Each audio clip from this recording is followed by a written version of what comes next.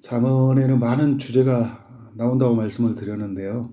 어제 제가 말씀을 드렸듯이 오늘은 말에 관한 이야기를 한번 나눠보려고 합니다. 이제 10장부터 29장까지 솔로몬의 이야기는 여러 영역에 대한 그 주제를 말할 때 특별히 이제 두 영역을 비교를 하죠. 악인과 선인, 지혜로운 자, 미련한 자. 이런 표현을 쓰면서 두 가지를 이제 비교하면서 말씀을 나눠요. 그러니까 어떤 주제를 말할 때 이게 악한 자는 어떻게 반응하고 선한 자는 어떻게 이제 반응을 한다. 또 악한 자에게는 하나님의 어떤 보응이 있고 선한 자에게는 또 하나님의 어떤 보응이 있는지 이제 그런 측면에서 말을 하죠. 그래서 오늘 저는 그 말의 측면에서 하나님이 우리에게 무엇을 말씀을 하는지 잠언의 격언을 통해서 이렇게 나눠보도록 하겠습니다. 어제 12장과 연결을 해서 한번 나눠보려고 하는데요. 잠언 전체를 보면 특별히 말에 관한 이야기가 굉장히 많이 나옵니다. 말은 너무 중요하잖아요. 우리 속담도 그 말 한마디에 뭐 천냥빚을 갚는다 이야기를 하잖아요. 그러니까 말이 굉장히 우리에게도 중요한 격언이에요. 가는 말이 고와야 오는 말이 좋다. 말은 할수록 거칠어진다.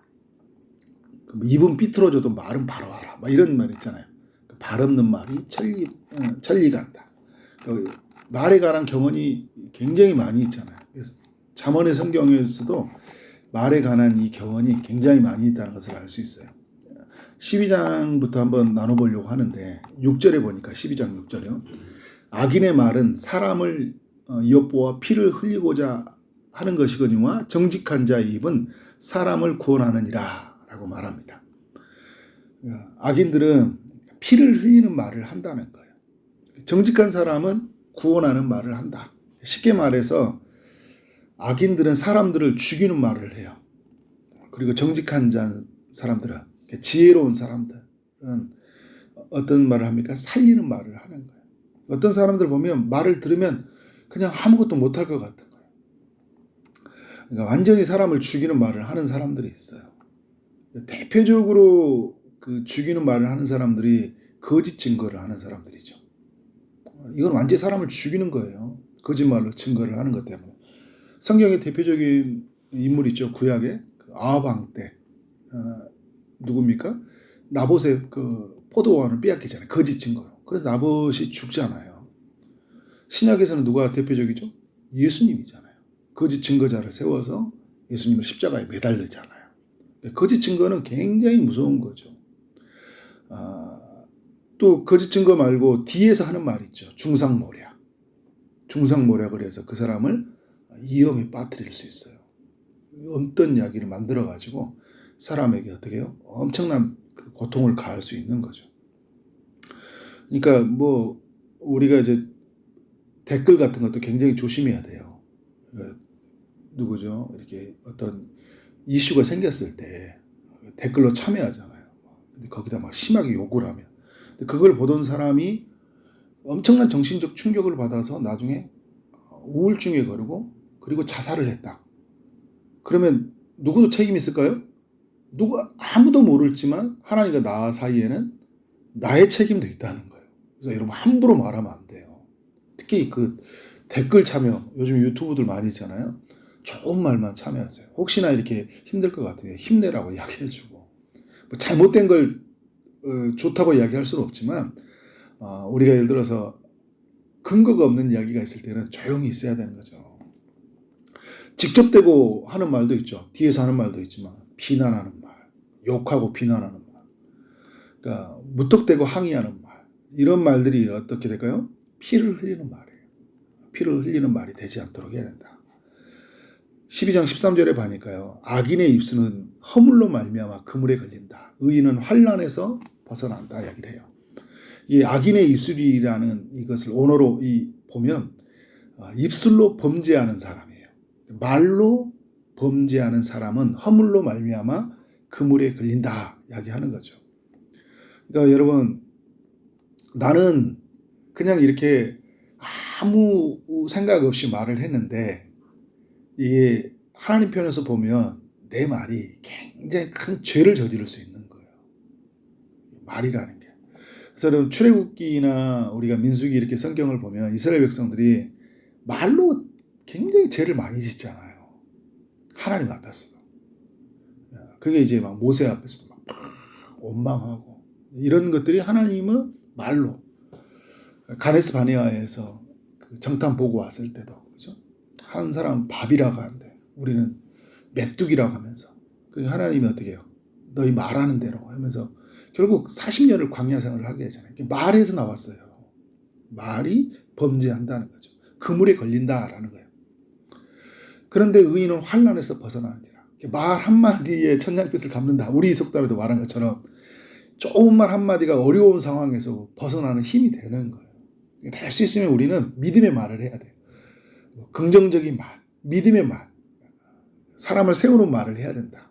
12장 14절에 보니까 사람은 입의 열매로 말미암아 복록에 적한다. 이게 13절도 입술이 허물로 말미암아. 14절에서 열매로 말미암아. 무슨 말이에요? 이 말은 어떤 그 열매가 있다는 거예요. 결과가 주어진다는 거잖아요. 근데 복록에 족한다 이야기라는 말은 무슨 말이냐면 어떤 복된 행위를 통해서 보상을 받는다라는 거거든요. 보상을 받아요. 세번역 성경에 보니까 넉넉한 보상을 받는다. 말을 잘하면 넉넉한 보상이 있다는 거예요. 그 손이 행하는 대로 자기가 받느니라 이야기를 하고 있잖아요. 그래서 13절 14절에는 그러니까 우리에게 열매가 있다. 말은 좋은 열매가 있고 나쁜 열매가 있다. 그게 처음에 말했다 보면 이게 살리는 말이 되기도 하고 죽이는 말이 되기도 한다. 12장 10절에 보니까 진리를 말하는 자가 의를 나타낸다 이야기하는 거예요. 여러분 그래서 진리를 우리가 말하게 되면 진짜를 말하고 진실을 말하면 하나님의 의로우심이 나타나는 거예요. 거짓으로 속이면 속일 때 어떤 일을 합니까? 사람들을 죽이는 일이 나타나지만 내가 진짜를 말하면 하나님의 의로우심, 생명이 나타나는 거예요. 살리는 일이 나타나는 거죠. 12장 18절에 보니까요. 이런 말을 하고 있어요. 칼로 찌름같이 함부로 말하는 자가 있거니와 지혜로운 자의 혀는 양약과 같으니라. 칼로 찌르듯이. 여러분 얼마나 아파요. 그죠? 그렇게 말하는 사람들 있어요 없어요? 있어요. 칼로 찌른다는 것은요. 상대방에게 치명적인 손상을 가한다는 거예요. 그러니까 처음에 말했던 피를 흘리는 것과 같은 의미죠. 칼로 찌르듯이 팍팍 함부로 말하면 안 된다는 거예요. 그러니까 여러분 막 정말 마음을 아프게 하는 말들이 있잖아요. 예를 들어서 자녀가 부모에게 나를 애 태어나게 했어 막 이렇게 이야기하고 정말 마음이 찢어지죠. 부부간에서도 막 이야기할 때 막 헤어지자. 나 그만 못 살겠어 막 이런 이야기 있잖아요. 칼로 찌르는 말이에요. 끝내자 우리. 막 자녀들한테도 나가서 죽어라. 저 어렸을 때 막 아버지한테 많이 들었어요. 나가서 뒤져라. 진짜 죽고 싶더라고요. 너 같은 놈이 왜 태어난지 모르겠다. 내가 하면서. 그런 이야기는 여러분 굉장히 심한 말이죠. 모욕적인 말을 들었을 때 엄청난 수치심을 느끼잖아요. 칼로 찌른 함부로 말한 자가 있거니와 지혜로운 자는 양약과 같으니라. 지혜로운 자는 어떻게 돼요? 진짜 미운 짓 했어요. 지혜로운 자는 어떻게 돼요? 야, 참 너 하나님이 크게 쓸 것 같다. 난 참 너 때문에 진짜 나 행복하다. 막 성질은 나는데 어떻게 해요? 지혜롭게 말하면 그 사람도 그 말이 나를 죄로부터 끊어지게 하는 힘이 생기는 거예요. 그러니까 내 말이 성령의 이끌림을 받아서 자꾸 어떻게 하면 이 사람을 세울 수 있을까? 이 굉장히 큰 잘못을 저질렀어요. 뭔가 이 사람을 권면을 해야 돼요. 어제 말씀같이 훈계를 해야 되는데 어떻게 해야 될까?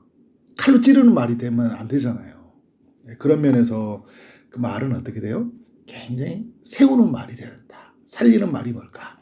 그런 측면에서 우리가 지혜로운 혀, 양약과 같은 혀가 돼야 되겠죠. 그래서 여러분 22장 19절에 보니까 진실한 입술은 영원히 보존된대요. 영원히 보존돼요. 진실한 건. 거짓된 건 어때요? 잠시 동안 있을 뿐이니. 그러니까 무엇이 영원한 거예요? 진실한 말, 살리는 말, 영원하다는 거죠. 거짓된 혀는요, 잠시 이익에서 벗어나요. 순간 어려움이 생기잖아요. 거짓말로 둘러대면 잠깐 벗어나는 것 같아요. 근데 엄청난 화가 다가옵니다. 근데 진실한 말은요, 내가 정말 불리할 것 같아. 그런데도 불구하고 진짜를 말하잖아요. 그건 끝까지 나를 보호해줘요. 진실이 나의 삶을 이끌어간다는 거예요. 진리가 나를 이끌어간다. 잠언이 얼마나 우리에게 이렇게 말에 대해서 교훈을 많이 주는지 몰라요. 12장 22절에 보니까 거짓 입술은 여호와께 미움을 받는다. 하나님이 미워하신다. 거짓된 말. 그러니까 이게 잠언에서 말씀이 특히 거짓, 진실, 진리 이런 말을 많이 쓰거든요. 거짓 증언 이런 말을 많이 써요. 그러니까 우리가 여러분 얼마나 이 거짓말을 또 많이 하는지 모르잖아요. 많이 한다고요. 나를 더 부풀리게 하려고. 나를 더 강하게 보이려고. 내가 위험에 처하지 않으려고. 그렇게 우리가 거짓으로 말한 게 굉장히 많아요. 근데 이것을 하나님이 미워하신다. 그러니까 잠언의 말씀을 내 안에 두고 있으면 어떻게 돼요? 이거는 하나님 미워하신 거지.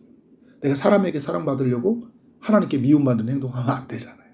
그러니까 잠언의 말씀이 나를 이끌어주는 거죠. 진실하게 행하는 자는 그의 기뻐하심을 받으니라 라고 하죠. 그래. 내가 하나님의 기뻐하심을 받기 위해서 진실하게 말하고 진실하게 살자. 이렇게. 이게 12장의 이야기거든요. 13장에 보면 오늘 13장 2절에 오늘 읽었던 말씀 12장 14절에서 나왔던 말씀하고 비슷하게 나와요. 사람은 입의 열매로 인하여 복록을 누리거니와 라고 하잖아요. 복록을 누린다. 하나님이 주신 보상을 쌓아간다는 거죠. 마음이 개사하는 자는 강포를 당하느니라 라고 이야기하고 있어요. 그러니까 입의 열매로 입의 말하는 것으로 말미암아 복을 내가 쌓아가는 거잖아요. 마음대로 그러면서 내가 오늘도 정말 말을 잘해서 하나님의 복이 내게 떠나지 않도록 있잖아요. 그죠? 그 복이 하나님께서 내게 허락하신 것들을 누리도록 내가 말을 조심하고 또 조심하는 거예요. 13장 3절에 보니까 입을 지키는 자가 생명을 보존한다 이야기하는 거예요. 입을 지키는 자가. 나도 살고 누구도 살아요? 상대방도 사는 거예요. 공동체도 사는 거예요. 그러니까 정말 하고 싶은 말이 있을 때마다 항상 입을 절제해야 돼요. 근데 입술을 크게 벌리는 자가 있다는 거예요. 입술을 크게 벌려서 어떻게 돼요? 이 말은 절제하지 못한다는 이야기예요. 그러니까 무슨 말이에요? 하고 싶은 말 다 해버려요. 피를 흘리는 것처럼 하고 싶은 말을 다 해버려요. 하지 말아야 될 말까지 다 해버려요. 그럴 때 있잖아요, 여러분. 입이 주체가 안 돼가지고, 아이고, 내가 이 쓸데없는 말. 저는 말을 많이 하는 사람이니까요. 쓸데없는 말 하고 나서 엄청 후회해요. 옆에 아내가 그 이야기를 다 기억해 가서 집에 가서 그 목록들을 이야기합니다. 왜 그때 그런 말을 해가지고 집사님들 누가 있으면 오해할 수 있잖아요. 난 그런 의도가 아닌데 그런 말을 하면 안 되지. 그러게 그런가 하는 거죠. 저도 생각이 나요. 하나님의 성령이 저로 하여금 근심을 시켜요. 쓸데없는 말 했다 하면서 그런 말 하면 안 되지만 하면서 있잖아요. 입을 크게 걸리지 말고 입을 다물어야 돼. 하나님 앞에 입을 크게 열어야 된 거예요. 우리는 하나님 앞에 입을 크게 열라. 하나님! 사람들 앞에서 막 힘든 이야기 있어도 하나님 앞에 다 말하죠. 그죠? 근데 우리가 막 사람들한테 이 입을 크게 열면서, 그러니까 뭐가 찾아오는 거예요? 멸망이 오느니라 라고 하잖아요. 마지막으로 13장 5절에서 말하잖아요. 의인은 거짓말을 미워하나. 12장에서도 하나님이 거짓말을 미워한다고 하는데 13장의 5절에서 뭐라고 해요? 의인은 거짓말을 미워한다. 그러니까 하나님의 마음이 내게 이입된다는 거예요. 하나님의 마음이 내게 이입되는 거예요. 의인은. 하나님이 싫어하는 것을 내가 싫어하는 거예요. 뭐가 되는 거예요? 거짓말을 미워하는 게 생기는 거예요. 내가 거짓말하면 안 되겠다. 악인의 행위가 흉악하여 부끄러운 데에 이르느니라. 그래서 여러분 지혜로운 자는 뭐냐면요. 내 그런 부끄러운 모습, 이런 모습들이 되게 크게 느껴지는 거예요. 우리가 이제 지혜롭다 이야기할 때는 뭐 영어로 인사이트, 포사이트 이야기를 하잖아요. 인사이트라는 것은 내 안을 보는 거고, 포사이트는 앞을 보는 거잖아요. 내 앞에 일어나는 일들, 이 말로 말미암아 일어나는 일들을 보면서 어떻게 된 거예요? 지혜로운 자는요, 이 말로 일어나는 이 파장을 오늘로 가지고 와서 잘못하면 큰일 나겠구나. 그래서 어떻게 된 거예요? 절제하는 거예요. 항상 우리는 여러분 무슨 말을 할 때 2개, 3개의 걸음을 앞에 볼 수 있어야 돼요. 그리고 이런 말을 할 때 저 사람과 나하고 어떤 일이 일어날까? 그런 면에서 우리는 철저하게 절제해야 된다. 우리 이제 의인은 뭐냐면 하나님 마음이 입돼서 이런 말을 하면 하나님이 미워하신다. 하나님 기뻐하지 않는 말이다라는 것을 늘 가슴에 새기고 있어야 돼요. 우리 잠언의 이야기가 이렇게 말에 관한 교훈을 주고 있어요. 계속 14장도 15장도 16장도 말에 관한 이야기를 계속 우리에게 해주고 있습니다. 에베소서 4장 29절의 말씀에 이런 말이 있잖아요. 무릇 더러운 말은 너희 입 밖에도 내지 말고 오직 덕을 세우는 데 소용되는 대로 선한 말을 하여 듣는 자들에게 은혜를 끼치게 하라 라고 이야기하고 있어요. 더러운 말은 입 밖에도 내지 말라. 덕을 세우는 대로 소용되는 데 선한 말을 하되 듣는 자에게 은혜를 끼치게 하라. 오늘 하루 그렇게 은혜를 끼치는 말, 또 하나님께 영광이 되는 말, 하나님의 기쁨이 되는 말을 하는 그런 하루가 되어지기를 주님 이름으로 축원합니다. 그래서 시편 기자가 말했던 것처럼 제 입술에 파수꾼을 세워서라고 얘기해요. 이건 이제 신약에서 말하면 성령의 내 입술을 주관하소서라는 기도의 제목과 같은 거예요.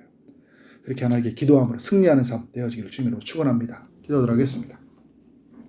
하나님 아버지, 오늘 하루 우리에게 잠언의 말씀을 허락해 주셔서 감사합니다. 12장과 13장의 말씀을 살펴보게 하시니 감사합니다. 말에 관한 교훈을 특별히 그런 말의 관점으로 살펴보게 하심으로 우리가 해야 될 말과 하지 말아야 될 말을 분별하게 하시니 감사합니다.